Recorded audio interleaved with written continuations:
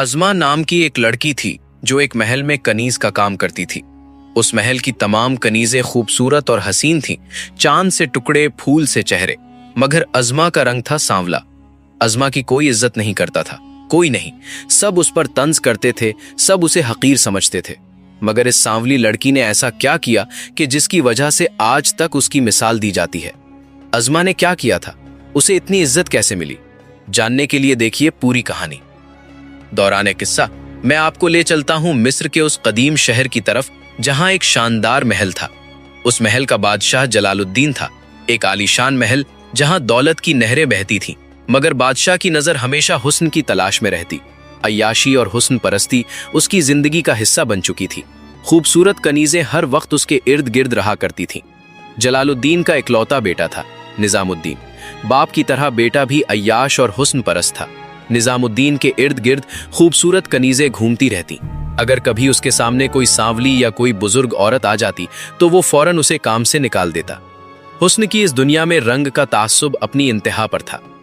दूसरी तरफ अज़मा नाम की एक गरीब लड़की थी जिसका रंग सांवला था। वो अपने बीमार और ज़ईफ बाप का वाहिद सहारा थी। अज़मा का बाप अब्दुर्रहमान अपनी जवानी में जलालुद्दीन का सबसे वफादार खादिम हुआ करता था। मगर जब वो ज़ईफ हुआ तो जलालुद्दीन ने उसे निकम्मा समझते हुए महल की मुलाजमत से निकाल दिया। इसके बाद अब्दुर्रहमान बीमारी का शिकार हो गया और घर में फाका कशी ने डेरे डाल लिए। अब्दुर्रहमान ने अपनी बेटी के लिए कई बार महल में काम की दरख्वास्त की, मगर अज़मा की सांवली रंगत उसकी राह में रुकावट बन गई। हर बार उसे इनकार का सामना करना पड़ा। बिलाखिर बेशुमार मिन्नत समाजत के बाद अज़मा को महल में कनीज के तौर पर काम मिल गया। लेकिन ये काम अज़मा के लिए हरगिज आसान न था। हुस्न के इस दरबार में एक सांवली लड़की का वजूद ही जुर्म समझा जाता था। कदम कदम पर ताने, हर तरफ नफरत और हकारत।